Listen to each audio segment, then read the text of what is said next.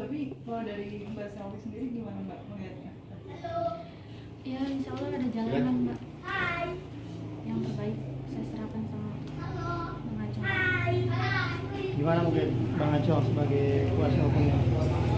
Oh iya, jadi hari ini itu keluarga dari saudara Daus, dan sebelumnya saya sampaikan kebetulan saudara Daus ini lagi sakit dari kemarin. Memang tadinya untuk bergabung dengan kita menyapa teman-teman dan menyampaikan juga hal yang akan disampaikan oleh beliau, cuman karena tidak bisa karena kesehatan kita saja, dan ini adalah istrinya. Barusan sudah memberikan kuasa kepada kami, dalam artian ini kan sudah menjadi permasalahan hukum. Kami dengar bahwa hari ini Yuni sebagai mantan istrinya dari saudara Daus ini ke Komnas Anak. Ya, Komnas Anak. Ada 2 poin mungkin yang kita di sini sampaikan. Pertama adalah kalau misalnya ada tuduhan atau anggapan Daus ini tidak tanggung jawab, Daus menelantarkan Ical, itu sangat tidak benar. Itu sangat tidak benar karena sampai hari ini Daus ini masih tanggung jawab, Daus ini masih menjalankan kewajibannya sebagai ayah sampai hari ini. Nafkah ataupun kewajiban-kewajiban yang lain yang memang seharusnya dia lakukan. Itu satu, kalau saya nanggapin dari adanya laporan tidak tanggung jawab atau penelantaran terhadap anak. Terus kedua adalah terkait masalah tes DNA. Saudari Selvi ini sampai hari ini tidak pernah menyampaikan bahwa Ical ini harus dites DNA. Itu tidak pernah. Silakan bisa dibuktikan oleh saudari Yunita gitu kan. Tapi apabila di keluarga Selvi ini, tentunya keluarga Daus menginginkan hal yang seperti itu, menurut saya adalah hal yang wajar. Itu adalah keputusan keluarga yang memang untuk ketentraman keluarga. Menurut keterangan kami ini kan komunikasinya antara Yuni dengan Daus ini kan dianggap sudah melebihi dari ketidakwajaran karena dia adalah posisinya mantan, sedangkan Daus ini sudah punya istri yaitu Selvi. Kalau memang ada tanggapan di blok segala macam nomor, itu juga hal yang wajar, siapapun bisa melakukan seperti itu. Istri yang lain pun bisa melakukan seperti itu kalau misalnya suaminya masih berhubungan dengan mantan. Itu kan dianggap mengganggu ketentraman dalam rumah tangga. Ya begitu. Terus itu dari siapa berarti kalau ada inisiatif untuk meminta tes DNA? Kalau bukan dari Mbak Selvi sendiri, dari siapa nih? Ya memang kemarin kan sempat saya bikin status tuh di sosial media. Mungkin wajar aja sih saya minta tes DNA karena namanya kita berumah tangga kan sudah lama juga. Ada keraguan, hal wajar sih namanya istri. Mungkin yang mendasari apa sih Mbak? Yang mendasari apa sampai ada keraguan dalam hati Mbak Selvi, artinya bahwa itu bukan iya. Enggak, jadi gini, sekali lagi permintaan, artinya keinginan untuk tes DNA dari keluarga Daus dan istrinya ini, sekali lagi kita sampaikan bukan bermaksud untuk menuduh Yuni macam-macam, tidak pernah menuduh apapun. Tadi itu lebih ketentraman keluarga saja, lebih ketentraman. Dasarnya adalah karena tadi ada ketakutan dari keluarga ini, diganggu keluarganya segala macam. Mungkin ada kekhawatiran atau bukan curiga macam-macam, kekhawatiran yang ada di keluarga ini, lebih ke situ. Apa mungkin sepanjang rumah tangga sama Mas Daus nih ada informasi-informasi yang miring tentang Yunita sampai akhirnya mendasar untuk meminta tes DNA? Banyak sih dari teman-temannya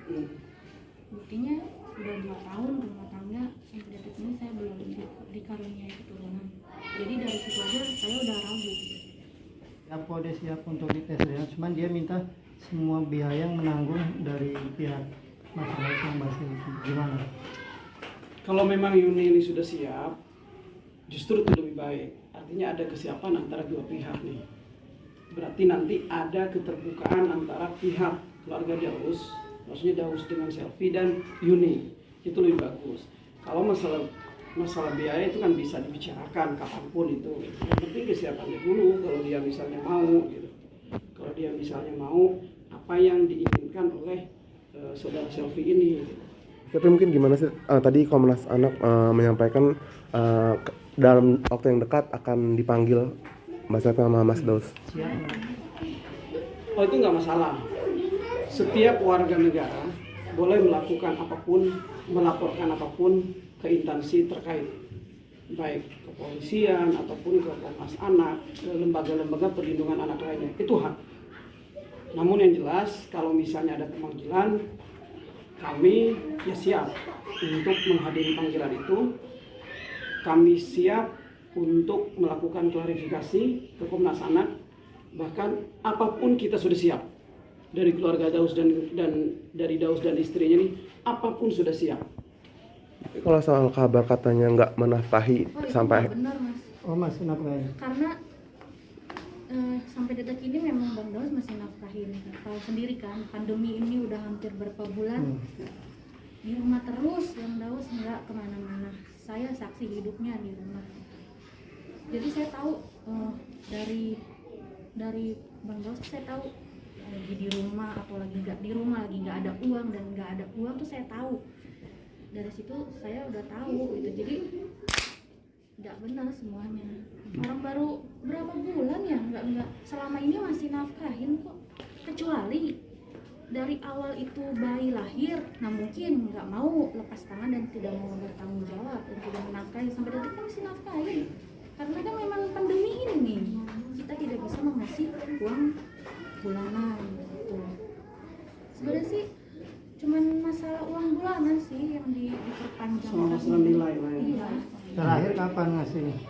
Setahu aku ya, ini aku salah juga sih. Kalau nggak salah itu bulan Oktober kalau nggak salah. di 2020.